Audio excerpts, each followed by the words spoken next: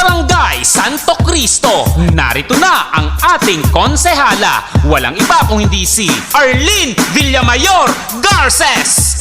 Sa PWD, patuloy siyang magmamalasakit sa senior citizens. Siya ay aagapay mga kabataan, patuloy niyang susuportahan.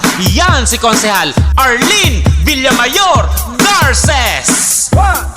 Santo Cristo ay hindi na mapigilan, si Arlene Garces ay masilayan. Konsehala Arlene ang ating kailangan, laging nakahanda upang tayo ay tulungan. Bawat isa kay Arlene ay mahalaga, kahit nung pandemya laging nakikita. Kahit anong unos palaging nariyan siya, si Arlene Garces, samahan natin siya.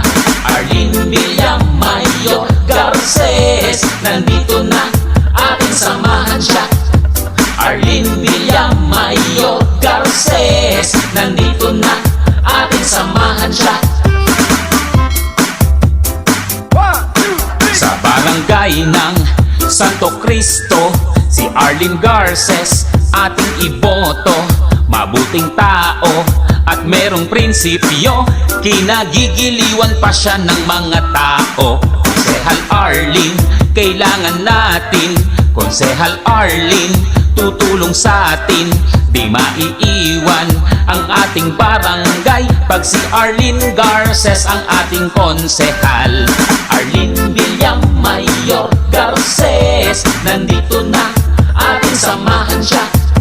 Arlene Villamayor Garces, nandito na, ating samahan siya.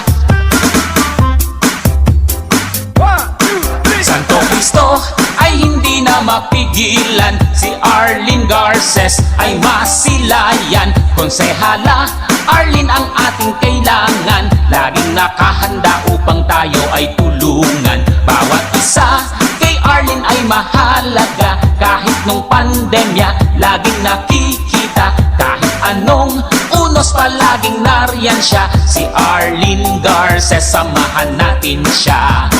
Tumutulong sa tao si Arlene Garces, lagi maaasahan mo, maglilingkod sa'yo. Pag-asa ng kabataan, pati mga katandaan, hindi niya tayo iiwan, magpa-kailan pa man. Si Arlene Garces, samahan natin.